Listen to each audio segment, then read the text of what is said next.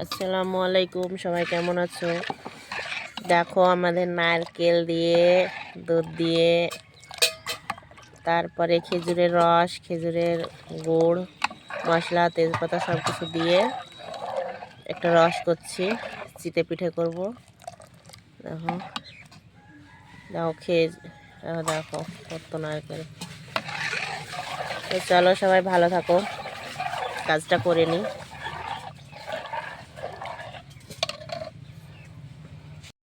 এ দেখো হাঁড়িতে দেখো রস, দেখো কি টক টক করছে হাঁড়িতে রস।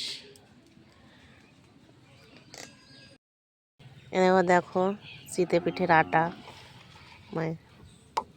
দেখো আর এই দেখো পিঠে, দেখো পিঠে, দেখো আটা,